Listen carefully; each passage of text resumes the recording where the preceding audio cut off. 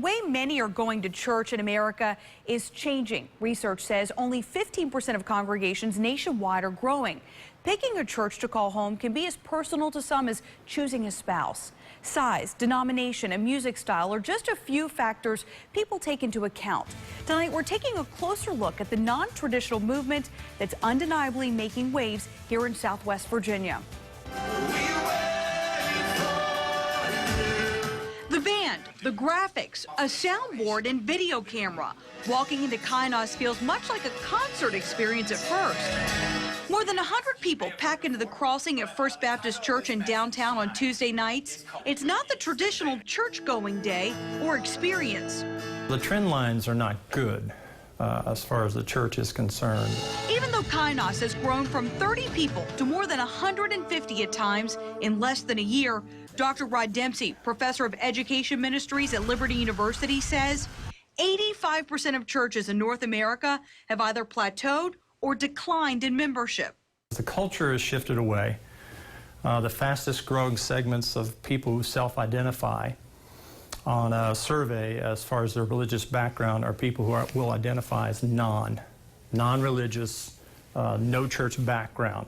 And so that's the fastest growing. A statistic like that has only encouraged local church leaders to get creative in reaching people. God spoke to him. Earlier this year, Dr. Brian Smith, lead pastor at First Baptist Church, came up with the idea for Kainos to reach the fastest growing age group in Roanoke, young adults. The church has always been a community committed to worship, but what we're seeing right now in this time is being done in ways that we hadn't seen before. Definitely don't think it's a traditional service. We do a lot of things on Tuesday nights that not normally would be done on Sunday mornings anywhere, I think. You'll find a piano, but no organ, hymnals, or pulpit. Just a 20-something pastor delivering the same 2,000-year-old message. We really want to see God start a movement in our generation. And so that's really what Kainos is all about, something new and something fresh. Right. Speaking of new, across town at the Berglund Center, Dustin Stradley, the pastor of Elevation Roanoke downtown, walks us through their recently added location. So we have about 200 volunteers that come every single week and transform this entire place into a church.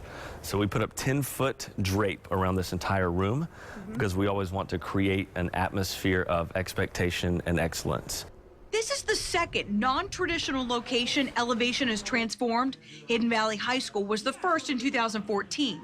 And yes, 200 more volunteers convert the school into a church every Sunday.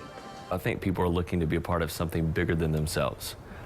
And that's what we strive to do. We strive to be a place that people can come as they are. We can meet them where they are, and then we can point them to Jesus. These are two examples of changes in church in Roanoke. But Dr. Rod Dempsey says this movement of change actually started in the 90s at a church in Chicago. You know, it was basically this idea that we're losing our youth. And so they wanted to reformat the Sunday morning service, that it wasn't just going to be for believers, but they were also going to target unbelievers to come to church as well. And so they started something kind of like invest and invite. Invest in your friends and then invite them to come to church. And when they come to church, they're going to enjoy it because it's going to be topical. The messages are going to be kind of geared for them. Now with technology, it's easier than ever for the topical message to spread.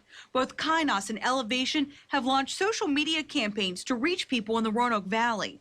But Stradley knows firsthand it's a personal connection that has led to growth at Elevation and lives changed. In 2009, he showed up at a location in Charlotte, North Carolina, 1 week after he was arrested and put in jail. A friend brought me to Elevation Church the following week on August 9th of 2009. The worship experience was inspiring, the sermon, the worship, every bit of it, but what spoke to me more than anything else were the people in that place did not care where I'd been just a week before. They only cared that I was there that day, and they met me with arms wide open and loved me through it, and that's what kept me coming. Now as a pastor, he knows connecting to people face-to-face is vital. That's what he credits for growing in just 2 years from 200 to upwards of 1,800 now. In the near future, I could see us expanding beyond Roanoke to Richmond. We've talked about Virginia Beach and really just taking over the entire state of Virginia the best that we can to reach people. It's clear to see the church's embrace change in delivery. Leaders are quick to point out the message remains the same.